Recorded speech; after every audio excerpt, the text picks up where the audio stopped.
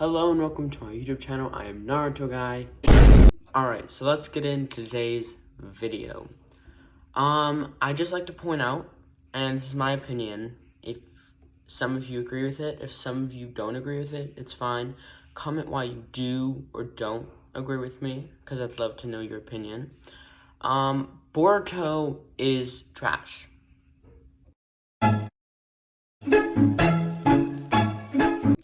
But anyway, alright, let's get in. Let's first talk about Sarada, because as we can all tell, she's something now. I mean, I don't know what they were doing in the creation of Boruto, because all the good stuff that happened in Naruto and Naruto Shippuden just kind of gone in Boruto. They did something to Gaara's hair that no one likes at all. I mean, he had really good hair during Naruto and Hinata's wedding.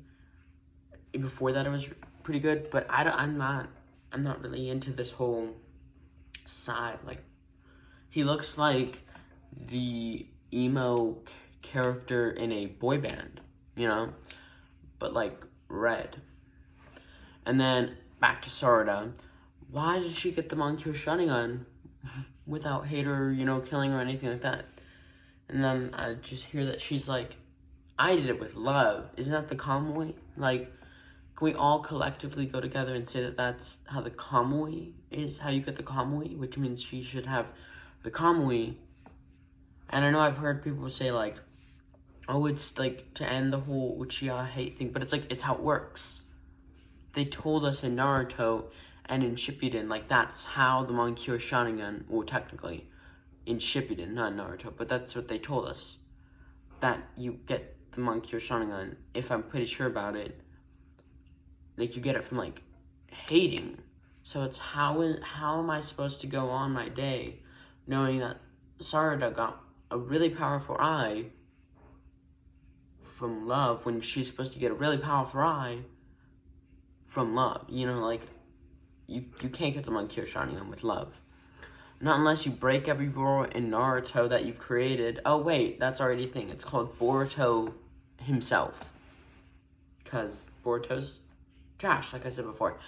But, I don't really know why they had to make him so trash. It could have been the next big thing. It could have been top tier. Up with, like, Demon Slayer, as it is. But no, Boruto gets worse and worse as time goes on, because they have to think of new characters, and they're like, let's see here. We had a person who had an eye that had the ability to, like, change reality to where you wouldn't die. What's the next step? Having a character who can rewrite reality itself. Okay, that's the end of Boruto. Like, I don't care how powerful Boruto gets. There's no way he's beating a person who could just, like, take away all that he's worked for in a second. She could just be like, you didn't train, you never met Naruto, you're actually not even Naruto's son, you're not real. Like, what's the point of having a series with a character who can rewrite reality? But I bet they're gonna find some weird way of killing off the character or doing something to make it seem as if it isn't, And then also that really funny thing where they're like, why is there not action in Boruto? Like, where's the war? It's like, I get you, but also Naruto did all that to stop a war, which is really funny. The fact that we're like, with a war, we're like, stop the war, stop the war. But then when there's no war, we're like, where's the action? Where's the killing? Where's everything? But yeah, and then let's get into the next topic, my characters. So as you know, I made Nezuko Midori. Don't make fun of my names. I have been told by a friend that I'm not good at names, and I don't care. But anyway, so we know Nezuko Midori. He's like a character I created maybe a year ago, and basically, I just basically, like, made Boruto and all that, but I just, added my own character and stuff like that. But the pointing is that I really was like, So I was like, let's make a new character, but let's make it for the OG Naruto and Shippuden instead of Boruto with his annoying son. Trash son. Anyway, so and don't make fun of the name, please don't make fun of the name, but I made it. His name is Obito Nashira, and his whole story is pretty weird. And there's probably going to be another video where I talk more about him, probably when he's older. This is just like his backstory, history. But anyway, okay. So, Nashira has 2 different clan parents. And the reason why it was so annoying, why he grew up slightly like Naruto and Sasuke, is because he was from the Uchiha and the Nashira. And there was a whole debuncle of, like, if I was more like a Nashira clan member where I didn't have the Sharingan, then I would go to their clan. But if I had the Sharingan, then I go to the Uchiha clan. But the Uchiha clan decided that probably the Nashira clan was better. But the Nashira clan decided that they didn't want me. So basically I had no clan. And when I was born 5 hours before Naruto, and my mother went to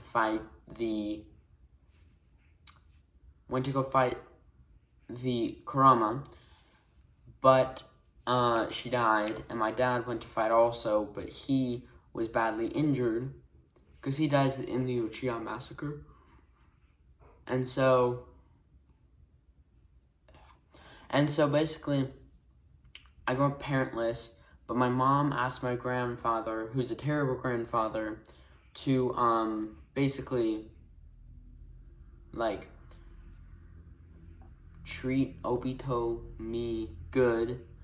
But basically, my grandpa doesn't do that, and he decides he's like, jutsus. I'll teach our clan jutsus, but that's it. Then I'm done with you. And so basically that's all he did, and he was really terrible for that reason. And I was really good. The Uchiha clan didn't disown me or anything. They actually were really nice to me, so that's why I stayed with them more. But I chose the last name. I didn't choose the last name Nashira. My grandfather chose it for me. And so, on the night of the massacre, Obito and me went with Sasuke to, like, just talk, because we were kind of friends then. And we found everyone dead. I ran to see my father and found out he was dead. And that was more than that, which I got my Sharingan. The special thing about the Sharingan that I have is that it, with a 3-Tome Sharingan, it allows me to, like, control jutsus, like, especially I know, like, Chidori. I learned it from Kakashi. But I know Chidori, and I just, like, have the ability to make it, like, larger and stronger in ways. And so that's one of the reasons why I was considered that. And I was also partially related to Sasuke and Itachi by a very distant relative that they had that their, like, great-great-great-grandfather had. So we were kind of related. And so, but basically the whole point of the thing is that he was like Naruto because he was a sort of Jinchuriki. When Kurama attacked, the whole chakra clouds and all the villages tried to take some. Well, Danzo and Orochimaru, when they were working together, kidnapped me. That this was, I think, Yes, it was after the massacre. My grandfather, I was kidnapped, and my grandfather did nothing. Not a single thing. He didn't try to find me at all. He was actually kind of glad. And then, so what they did to me was they put a special chakra that they had found into me, which they had figured out was actually the stomach, or like I don't know what it's called, like the part of your chakra thing, which would have allowed me to basically create the chakra that I would have had a little bit, like a bit more chakra than before, because it would have been like my chakra creating more chakra, Batel Beast. But my grandfather didn't want me to become didn't want Obito to become a great shinobi. So what he do? He sealed it away, thinking that I would never ever be able to, because he thought I was a disappointment. Well, anyway, time passes, and I actually figure out about the seal. Apparently, he used a 4th Hokage seal on Obito, but he was so bad at doing seals that he kind of did it, but it also had like a little weakness in it, which allowed me to produce chakra, to where it was weak enough that I was able to make half of the seal go away, so I could get half the chakra. I eventually get it fully unsealed. And because of the Sharingan, I can control my Tail Juteki form, and all my other forms like that. But the whole reason they consider me as a Jinchuriki is because if they can't get Naruto, I am their best bet for getting the Nine Tails thing, because they just took like a slice of the squid and just put it in that thing, and we're like, that's enough to bring the 10 Tails out. Well, me having the stomach chakra, where I could basically have the same chakra levels as Naruto, that was enough that it could be considered Jinchuriki. But when I was fighting with Naruto and Kabuto, Orochimaru, and Tsunade, I used what is a jutsu that can only be used every like couple of years. So it's not like I can just use this on the verge. It's called 100 Healings Dragon.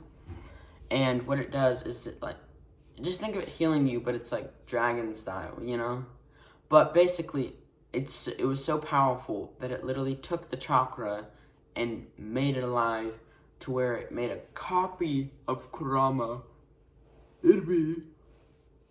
So we know it was the yang part of Kurama.